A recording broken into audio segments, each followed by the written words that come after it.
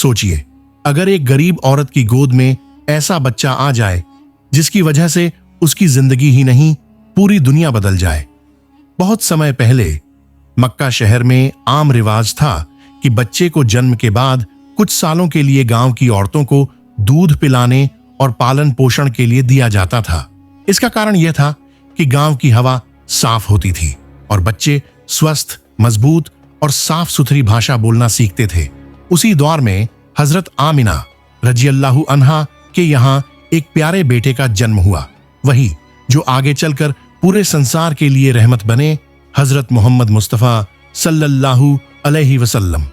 गांव की औरतें मक्का आईं ताकि बच्चों को गोद ले जा सकें। उनमें एक औरत थी, बीबी हलीमा सादिया। वे गरीब थीं, उनका परिवार तंगहाली में था, उनका ऊंट कमजोर था, गधा धीरे धीरे चलता था और दूध पिलाने के लिए उनका अपना दूध भी बहुत कम था।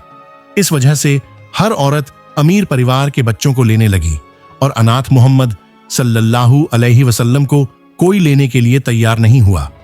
बीबी हलीमा के दिल में कुछ हुआ। उन्होंने कहा, मैं क्यों खाली लौट जाऊं, चलो इस बच्चे को ले लेती हूं। जैसे ही उन्होंने मोहम्मद सल्लल्लाहु अलैहि वसल्लम को गोद में लिया, उनके दिल में सुकून उतर आया। उन्होंने दूध पिलाया और अजीब बात यह हुई कि उनका दूध इतना बढ़ गया कि न सिर्फ मोहम्मद सल्लल्लाहु अलैहि वसल्लम बल्कि उनका अपना बेटा भी पेट भरकर पीने लगा। फिर जब वे अपने गधे पर वापस चलीं, तो वहीं धीमा चलने वाला गधा इतनी तेज चलने लगा कि काफिला हैरान रह गया। घर पहुंचते ही उनके जानवरों में बरकत होने लगी।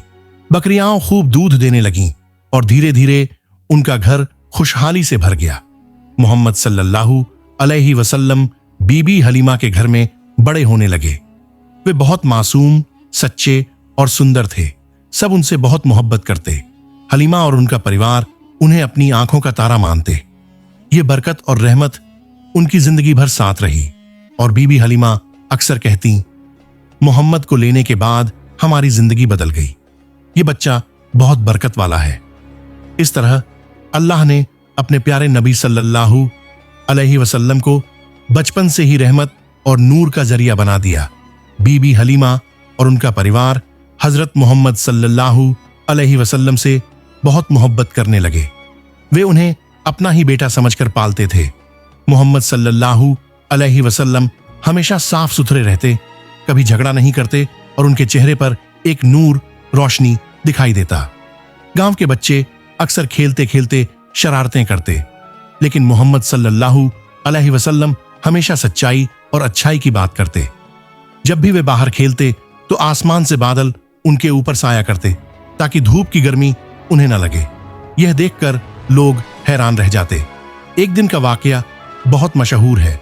मोहम्मद सल्लल्लाहु अलैहि वसल्लम अपने दूध भाइयों के साथ खेल रहे थे कि अचानक दो फरिश्ते सफेद कपड़ों में आए। उन्होंने मोहम्मद सल्लल्लाहु अलैहि वसल्लम को धीरे से लिटाया, उनका सीना खोला और दिल को निकाल कर धोया। उन्होंने उसे झमझम के पानी से साफ किया और फिर वापस रख दिया। बच्चों ने यह देखा तो डर गए और भागकर बीबी हलीमा को बताया।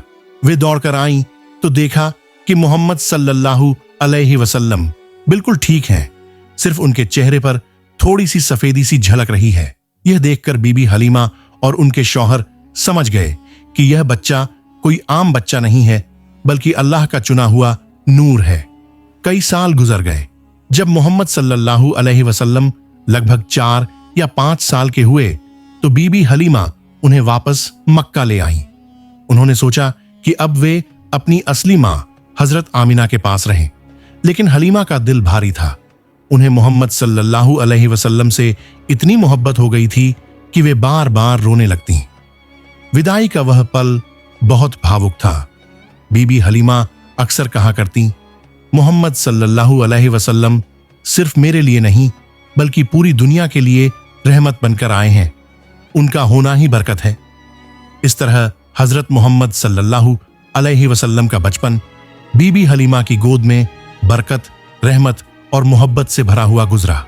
बीबी हलीमा ने जब हजरत मोहम्मद सल्लल्लाहु अलैहि वसल्लम को उनकी मां हजरत आमिना के हवाले किया तो उनका दिल बहुत भारी हो गया, मगर वे जानती थीं कि अब यह बच्चा अपनी असली मां के पास रहेगा। कुछ समय बाद हजरत आमिना अपने छोटे बेटे मोहम्मद सल्लल्लाहु अलैहि वसल्लम को लेकर यसरब, आज का मदीना गई। वहां उन्होंने रिश्तेदारों से मुलाकात की, लेकिन वापसी में एक बड़ा दुखद हादसा हुआ। हजरत आमिना का अबवा नाम की जगह पर इंतकाल हो गया। सोचिए, कितनी छोटी उम्र में मोहम्मद सल्लल्लाहु अलैहि वसल्लम अनाथ हो गए। पहले पिता फिर मां भी इस दुनिया से चली गईं। अब उनका सहारा उनके दादा अब्दुल मुत्तलिब बने। वे अपने पोते से बहुत मोहब्बत करते थे, हर जगह उन्हें अपने साथ रखते, यहां तक कि काबा के पास बैठने की इजाजत सिर्फ उन्हें देते। जब मोहम्मद सल्लल्लाहु अलैहि वसल्लम 8 साल के हुए तो दादा भी इस दुनिया से रुखसत हो गए। अब उनके चाचा अब्बू तालिब ने उनकी परवरिश की जिम्मेदारी ली। अब्बू तालिब गरीब थे, लेकिन मोहम्मद सल्लल्लाहु अलैहि वसल्लम को अपनी जान से बढ़कर चाहते थे।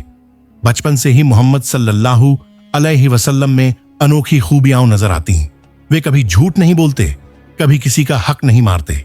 लोग उन्हें अल अमीन यानी सच्चा कहते हैं और ईमानदार कहने लगे। जब वे जवान हुए तो व्यापार करने लगे। उनका व्यापार इतना ईमानदारी और भरोसेमंद तरीके से चलता कि हर कोई उन्हें अपना माल सौंप देता।